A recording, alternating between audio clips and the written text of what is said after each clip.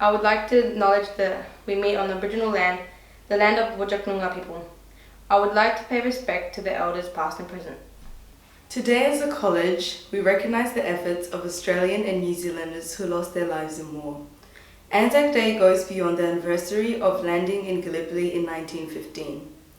It is the day we remember all Australians who served and died in all wars, conflicts and peacekeeping operations.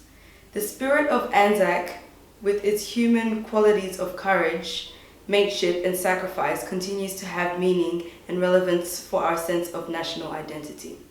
My name is Chantal Banza. And my name is Dylan Maleli. We are your head counsellors, and today we will be starting the ceremony with a story about one of our Anzac soldiers. Lance Sergeant Claude Shaw, born 27th of February 1895, Gin, Western Australia. Enlisted 29th of April 1915, discharged 3rd of June 1919, enlisted 24th of September 1940, discharged 8th of October 1945, died 17th of February 1970, Nedlands, Western Australia. Claude Shaw was born on 27th of February 1895 in Gin to William Shaw and Mary Ann Hill. William was the son of Mary Ann Ballopin, an Aboriginal woman from Upper Swan, and George Shaw, a grazier and landowner. He was the fourth son of 12 children and brother to William and Roland, who both served in World War I. As a teenager, Claude was a keen sportsman, winning a number of local events and participating in community activities in the Gin area. On the 29th of April 1915, Claude enlisted in Murrah, stating his occupation as a farmer, and following a period of training at Black Boy Hill, joined the 7th Reinforcement of the 12th Battalion on the 14th of June. 5 days later, he departed from Fremantle on board the HMAT Chilka A51, arriving at Port Said on the 21st of July. Claude entrained to Cairo and then on to Alexandria. In early August, his unit landed at Gallipoli and was engaged in the Battle of Lone Pine. Following the withdrawal of Allied troops in December, he spent time in Lemnos before heading to Australia Overseas Base in Cairo. He remained in Egypt and was transferred to the 52nd Battalion at Tel El Kebir. Claude proceeded to the Western Front in mid-June 1916 and was involved in fighting at Mokay Farm. 2 months later, he received gunshot wounds to the right arm during the Battle of Messines. In April 1917, he was promoted to the rank of Lance Corporal. Claude was transferred to England in February 1919, where he was attached to the 13th Training Battalion and was later moved to serve at the Australian Infantry Base Depot at Le Havre. Following the armistice, he remained in France and in January 19 was transferred to England to return to Australia. Following the armistice, he remained in France and in January 1919 was transferred to England to return to Australia. He boarded HMAT Anchises A68 on 28th of February in Devonport and arrived in Albany on 7th of April. Claude was discharged from service on 3rd of June. 1 years later, on the 24th of September 1940, Claude re-enlisted. At the time, he and his partner, Evelyn Rowlands, were residing in Dwellingup, where Claude was working as a repairer with the Western Australian Government Railways. Initially appointed to the Western Command Training School at the rank of corporal, he was transferred to the 3rd Training Battalion in Northern during January 1941, and in May transferred to the Regional Training Depot at the Lewin Barracks. Claude was promoted to the rank of Lance Sergeant in July 1941 and returned to Northern prior to discharge on the 8th of October 1945. Claude Shaw passed away at Hollywood Recreation Hospital on the 17th of February 1970, aged 74. He was cremated at the Karrakatta Cemetery. Good morning everybody and welcome to our Anzac Day Assembly. It's a bit of a different format this year, but I'm very pleased that we're able to speak to our students and our staff and our parents that are watching at home in this format, and a big thanks to all the staff and the students that have worked to make this production possible. Anzac Day is a very special day in the Australian calendar, and for me there's really two parts to Anzac Day. One part is about us recognising the contribution of our servicemen and women over the years, and the second part is also how the Anzac spirit links to the culture of our country, and that's really grown and been held as a valuable part of our heritage over the years. So what I want to speak about, and we've heard the Anzac story, and we know how this was formed and forged on the shores of Gallipoli. Today is really about remembering those men and women that fought there, but also about all the men and women that have served previously across the world in many different conflicts, and also about the men and women that are currently serving. So a lot of you will have relatives, some of you might have parents that are currently serving or have served, grandparents or uncles or aunties that have been involved in the armed services. So when we reflect today and when we hear the last post, it's a chance for us to really think about their contribution and what that means. And I think we need to use that time also to recognise the freedoms that we have in Australia and be grateful for that. We are really lucky, and part of what we have as a nation has been built by the service of these men and women over many, many years.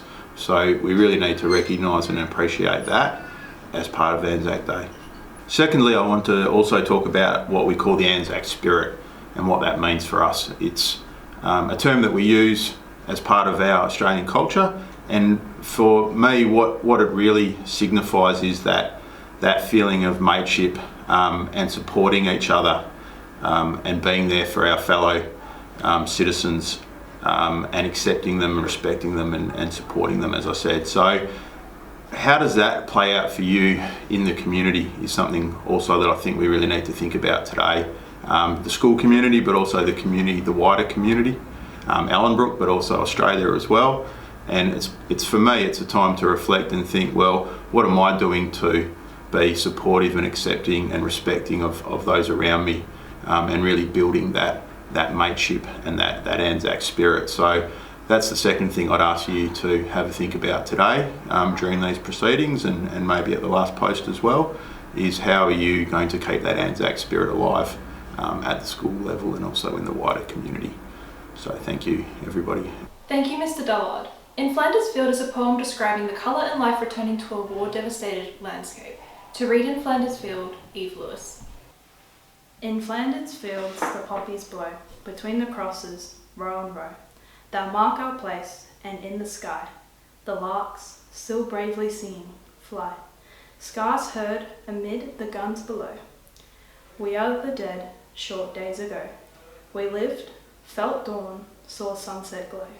Loved and were loved, and now we lie in Flanders fields.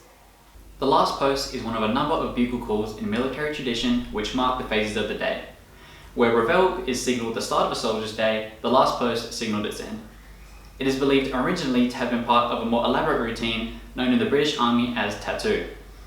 During the evening, a duty officer had to do the rounds of his unit's position, checking that the sentry posts were manned and rounding up the off-duty soldiers and packing them off to their beds or billets. He would be accompanied by one or more musicians. The first post was sounded when the duty officer started his rounds, and another bugle call was sounded when the party completed their rounds, when they reached the last post. This signalled the night sentries were alert at their posts and gave one last warning to any soldiers still at large that it was time to retire for the evening. Last post serves as a final farewell and symbolises that the duty of the dead is over and that they can now rest in peace. The ode will now be read by Jed Spencer, followed by the last post's 1 minute silence and the rouse, played by Samantha Comerford. Please stand. They shall grow not old, as we that left grow old. Age shall not weary them, nor the years condemn. At the going down of the sun, and in the morning, we will remember them.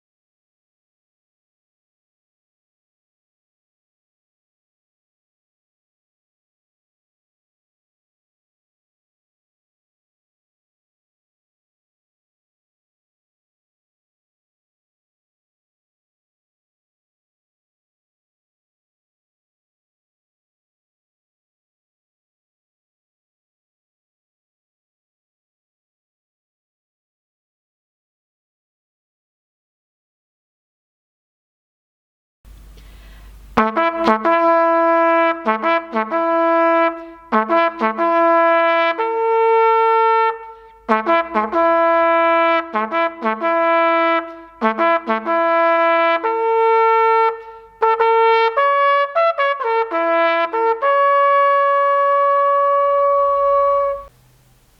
we forget. I'd like to introduce Henny Lee Thongathiu to sing the New Zealand National Anthem and Bruce Gellum and Jennifer Jackson to sing the Australian National Anthem. E hoa atua o ngā iwi mataura a ta whakarangona me aroha noa ki ahua ko te pai ki a tauto a ta pai mana ki tia mai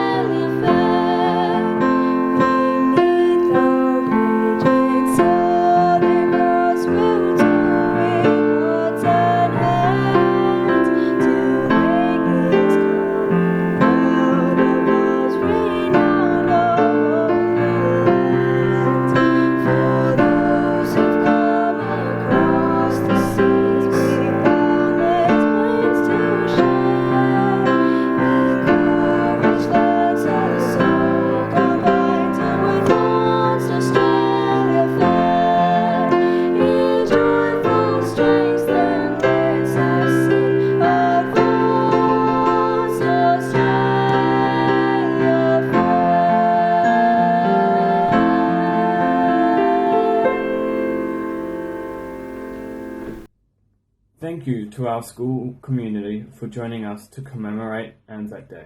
We will end our commemoration by hearing our choir perform Abide With Me.